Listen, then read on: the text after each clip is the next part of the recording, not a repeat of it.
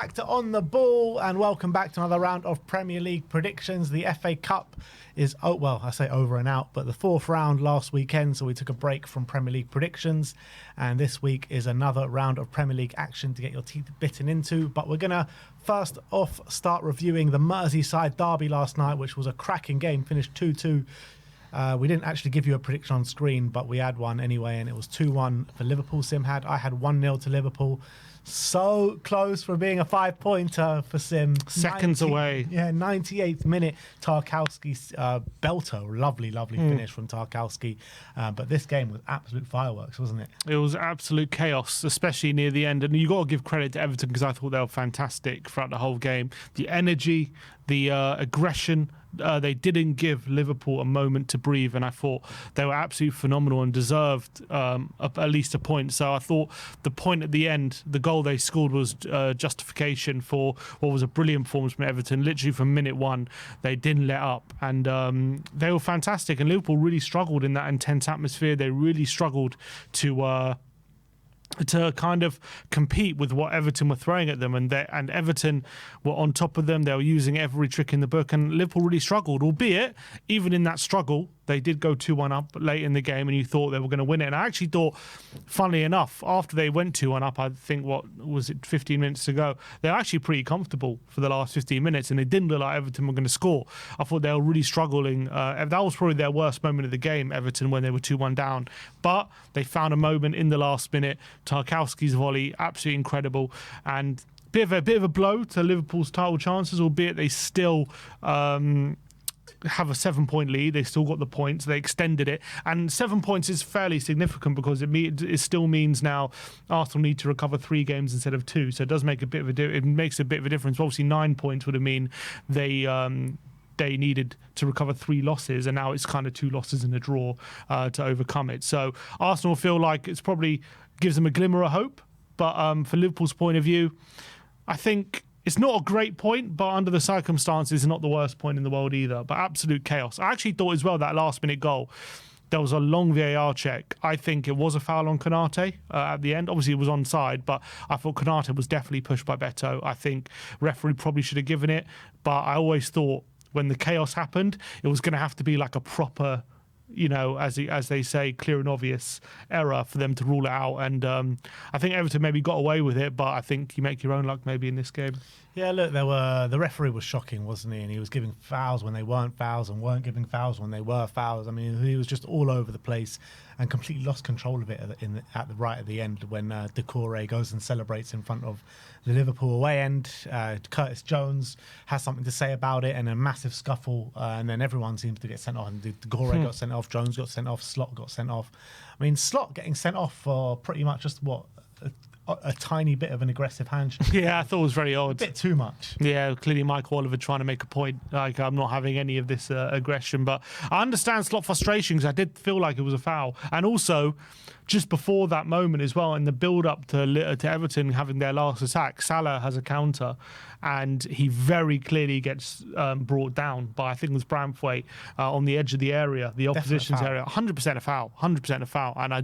And for some reason, Oliver waves play on. And as well, Oliver played 2 minutes added on at the end of the game when there was no real reason to do it. Two Everton players went into each other with, I think, 30 seconds left of the 5.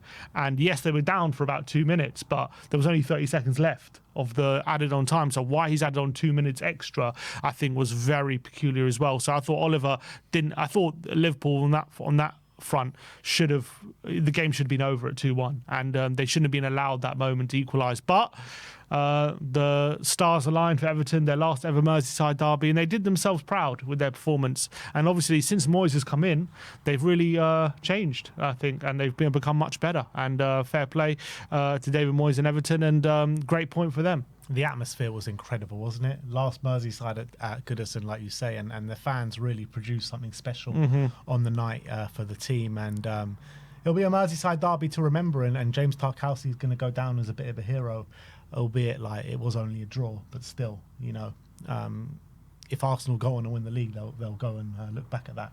that moment in terms of the 98th equaliser, and Everton will definitely hold that as a badge of honour, saying they stopped Liverpool winning the league. Exactly. If they held on for that 1 minute, Liverpool, you thinking surely there's no chance Arsenal overcome this, and now it's just a slight glimmer of hope. Albeit they still extended their lead. Yeah, but I mean, I'm looking at Arsenal, and with how they've got Havertz out for the rest of the season now, Saka's out for another good few weeks. They've just got no firepower going forward. They've got to rely on Nwaneri, Sterling, and Trossard. And Nwaneri has been impressive every time I've seen him play, but Trossard hasn't really had too much of a good season, and Sterling has looked terrible pretty much every time he's played. So where are the goals coming from? Good question. And I've always said, even when those players fit, I still don't see Arsenal being consistent enough to really overcome that deficit from Liverpool. So it's proven so far up until February, and now they've got even more players injured. So even if Liverpool do drop points, can I see Arsenal going on that run that's going to be required to overcome that points tally? I just don't think they will, and I think Liverpool will. I think if more likely is Liverpool will extend it, to be honest. All right, moving on. Brighton against Chelsea. Our first prediction of game week, what was it, 25 this weekend? Game week 25, yeah. So repeat of the FA Cup game. You've gone for 2-2. I've gone for 2-1 to Brighton. So I've gone for a repeat scoreline. I'm looking at Chelsea. They're just not impressing me at the moment. They've been poor for a while now, and I think they go away to a hard place, which is the Amex, where Brighton, they've been fairly up and down this season, but I still feel like Brighton are just showing that bit more than what Chelsea is showing at the moment, and I feel like, particularly without Nick Jackson, I know he hasn't been doing well, but they'll lose a bit of firepower going forward, and he is a threat, whatever you want to say. So I'm going for 2-1 to Brighton. I'm going for 2-2. I know Brighton beat them in the FA Cup last week, and impressively so and deservedly so, but I still feel like even with the injuries up front, Chelsea still got the likes of Sancho, they've still got Neto, they've still got Palmer, they've still got players, in Nkunku as well is going to come into the front line, they've still got players that can hurt the likes of Brighton.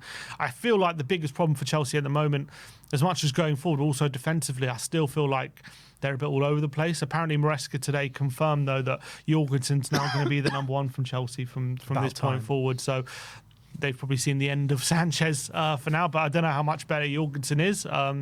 So we'll have to wait and see. But I still feel like Chelsea, they need to get a result and bounce back from that bad defeat. I'm not sure if they're going to be good enough to win, but I still think Brighton are open enough where the likes of Palmer can really operate in those kind of spaces. So I've gone for a 2-2 draw here. Next up, 12:30 kickoff at the King Power. Leicester against a depleted Arsenal. Sim's gone for 2-0 here. Yeah, and even with Arsenal's injuries, I still think they have too much for Leicester. And defensively as well, I think Leicester are still very open. I still think Arsenal will have enough quality to either from set pieces or even in open play to cause Leicester enough problems to win this game. And I think Leicester won't have the firepower or the defensive solidity to kind of cause Arsenal too many problems. I think Leicester, obviously, they did beat Spurs a few weeks ago, but they followed that up with another defeat, and I just don't see them. I don't see them getting anything in this game. I think Arsenal win with a clean sheet as well. Yeah, I feel like Arsenal will win with a clean sheet, but I don't think it'll be a great performance by Arsenal by any stretch of the imagination. You cast your mind back to earlier on the season when Odegaard was out and Arsenal was seeming to sit back pretty much every game, and they beat Leicester in the early part of the season 4-2, but Leicester gave them a hell of a lot of problems, and they even went ahead in the game, and Arsenal had to recover it in the second half. But this is a different Leicester team. It's under Ruud van Nistelrooy, and I feel like they just don't have any tools really to hurt this very strong Arsenal backline, and I feel Arsenal will just find something from somewhere to get over the line, and I don't think it'll be pretty, but I think it'll be a 1-0 win to Arsenal. So 3 points going their way. Moving on to Villa Park. Villa against Ipswich. Sim's gone for 2-1. I've gone for 3-1. And yeah, I mean, Villa have got quite a few signings to implement into their Premier League side. We saw the likes of Asensio and Rashford come on at the weekend in the FA Cup against Spurs, and I think they didn't have too many minutes, but what they did show, I think, some sort of quality, and I think that'll add quite a lot to the Villa forward line. And unfortunately, Ipswich will be on the receiving end of that, and I think they will probably see Rashford start.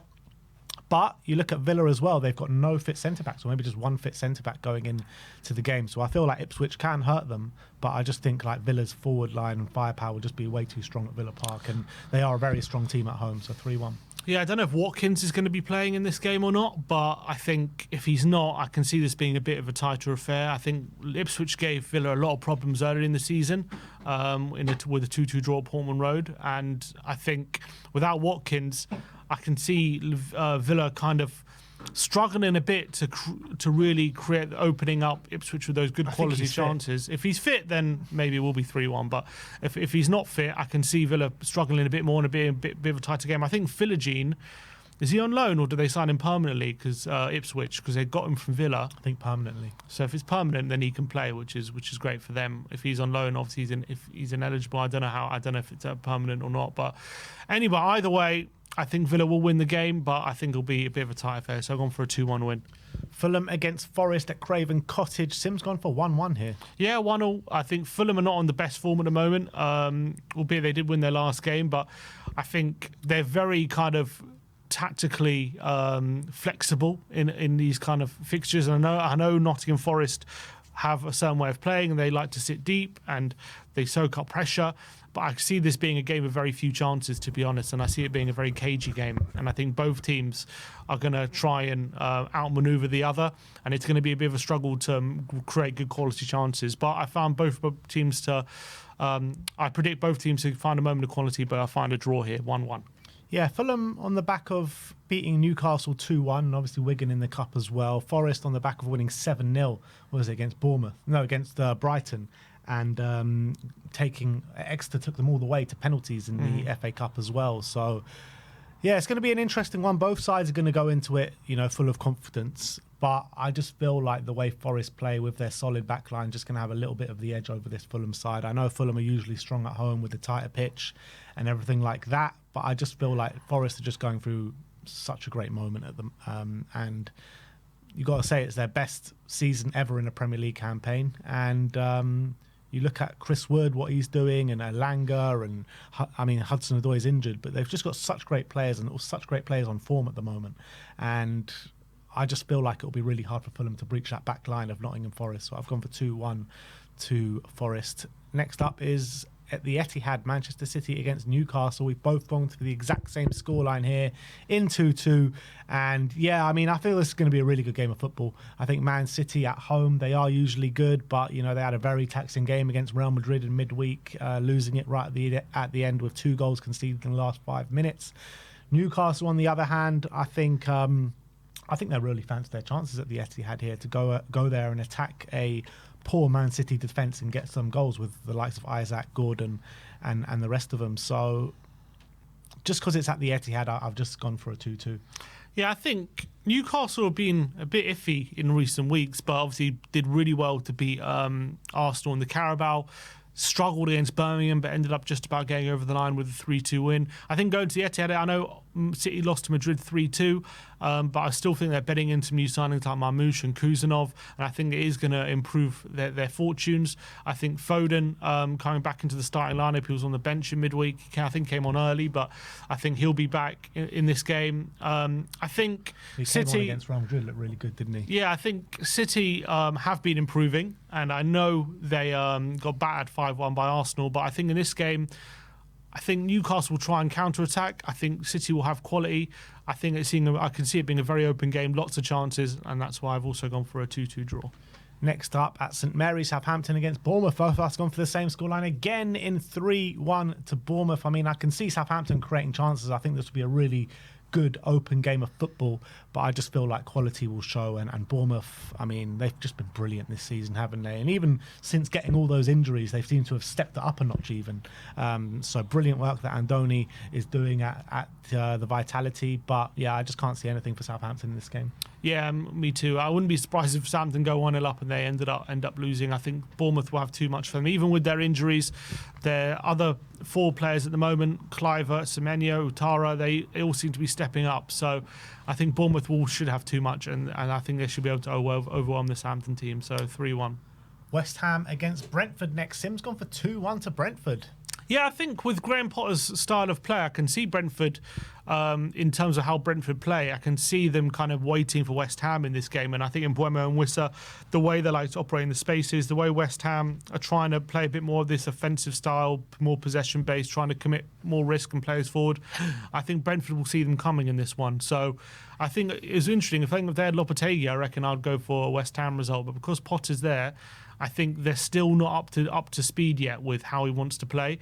And with those struggles with a team like Brentford who like to counter, I can see them exploiting this West Ham team. So I've gone for a 2-1 win to Brentford. Yeah, it's an interesting game because both teams, in results-wise, are really bang out of form. Brentford, I think, what was it, 1 win against Crystal Palace since the beginning of January. Obviously, they got the win against Southampton beginning of January too, but they just can't seem to get points over the line at the moment, Brentford. And you're looking at West Ham, since Graham Potter's come in, I think it's only been 1 win. But I feel like what West Ham have been really missing so far is a real focal point up front. And they have signed Evan Ferguson in the January transfer window, so you would expect he would make his debut here, getting Jared Bowen more in his favoured position out wide. And they've got really good attacking players. And I just feel like with this Graham Potter style of play, they just needed that number 9, a real number 9 to make them tick a little bit. And I think it will do them the world of good. I think since Lopetegui has left, you've seen their style of play and the way they play go up a notch and get a bit better. They're just not getting those results over the line, and I feel like they'll score goals this weekend. But again, Brentford have the firepower to hurt West Ham going the other end with the gaps that West Ham are going to leave. So I feel it's going to be a really entertaining game, but I couldn't split them, so I've gone for 2-2. Crystal Palace against Everton. Sim's gone for 2-0 to Palace. I've gone for 1-0 to Palace. To Palace, and I feel like it's going to be a really tight game, almost like a game of chess, this one. And with the effort that Everton put in last night against Liverpool in the Merseyside derby, I think they're going to be really tired going into this one. And Palace are going to be the beneficiaries of that and just edge out the game 1-0. Yeah, I feel the same. I feel the Merseyside derby definitely would have taken a lot out of them, just emotionally, physically, and mentally as well. I think it's going to be hard for them to commit the same kind of energy into this game. And I think Palace as well, the way Palace set up the 3 at the back and very, very wide, but still very quite compact in the middle as well. Mateta's in great form, especially at home. Eze is going to be there. So I think Palace in great form as well in their own right will come into this game really confident. So I think they will win it 2-0. All right, let's move on to Anfield. Liverpool against Wolves, and it's really important for Liverpool this game just to get those 3 points, knowing that Arsenal are playing Leicester and most likely win. So, I mean, if Liverpool drop points and Arsenal win, then it does, you are starting to see a bit of a title race start to come into it. So I feel like Liverpool will get the 3 points over the line, but I don't think it will be as easy as maybe some people suggest. Wolves are going to make them sweat for it, make them frustrate them a lot, but I feel the quality and the firepower for Liverpool will ultimately come through. But these are the games so far for Liverpool this season. They do get over the line in them, but they can struggle at times. Yeah, and Wolves obviously got a brilliant result against Villa in their last Prem game, really good win, but I think Liverpool should have too much for them. I think they will make a few changes from the midweek game, but I think it'll just be little things just to give them that little bit of boost in energy. Maybe bring in a Nunes, maybe bring in a Jota from the start, and those kind of Curtis Jones can't play because he's sent off now, but maybe just a few little tweaks from Slot to get that little boost in energy. And I think they'll want a reaction to conceding that late goal in midweek, and I think they will overrun this Wolves team and maybe win it early on. So I've gone for a 3-0 win. And last but not least, Tottenham against Man United in the, what are we dubbing it? The El Crapico. The El Crapico. Sim's gone for 3-1 to Spurs. I've gone for 2-1 to Spurs. And I just feel like the players coming back for Spurs might give the team a bit of a boost this weekend. You're looking at the likes of Destiny Udogie going to be back in the squad, James Maddison going to be back in the squad, and Vicario to be back in the squad. I'm not sure. I think Vicario starts, but I'm not sure about the others. But definitely better options off the bench that we have had in the last 2 months, let's say, last 2 to 3 months. And Man United, I mean, they're just really poor at the moment. They don't have the players to really implement the system that Amorim wants. And I feel Tottenham are just going to have the edge over United this weekend. I don't think it's going to be us blowing them away or anything, but I think it'll be a tight game, but Spurs will just edge it. Yeah, I've gone for 3-1 to Spurs. I think the midweek free midweek would have done Tottenham the world of good. I also think the players coming back.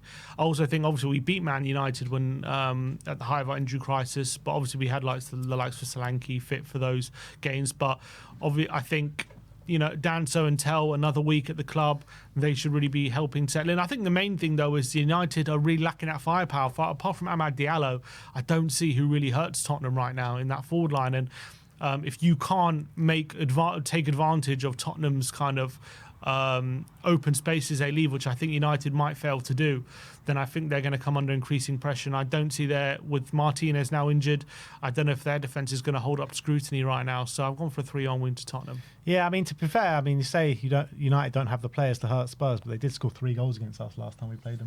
Yeah, tackling Forster mostly, but yeah. That's true. All right. And you know what? Tell. It could be a good storyline here for Tell because Man United clearly wanted him, couldn't get a deal over the line with Bayern Munich, and then he lines up against Manchester United in his Premier League debut. It is? Yeah, Premier League debut. So let's move on to the star men. And again, we've gone for a head-to-head. Sim's gone for Justin Kluivert. I have gone for Dango Utara. Both of them in stunning form, aren't they? So it'll be an interesting one. Yeah, obviously Utara has been playing up front in the absence of Evan Nilsson and Unal. Kluivert obviously has been a mainstay during the season in that kind of number 10 position. He obviously takes penalties as well, Kluivert. So I'm banking on him to get on the score sheet here. Obviously Utara got a hat-trick in the last Prem game, did he? Was it the last Prem game? Maybe 2 ago, yeah. No, Kluivert as well. They've both got hat-tricks in the last 3 weeks. That's right, yeah. So maybe a double hat-trick in store here. We'll see what happens. But that is your Predict the Prem going into game week 25. Let me know your predictions in the comments section below and let me know who you think is going to come out on top. As you can see, those are the scores in the top left-hand side of the screen. 222 to Sim, 230 to myself. We'll see you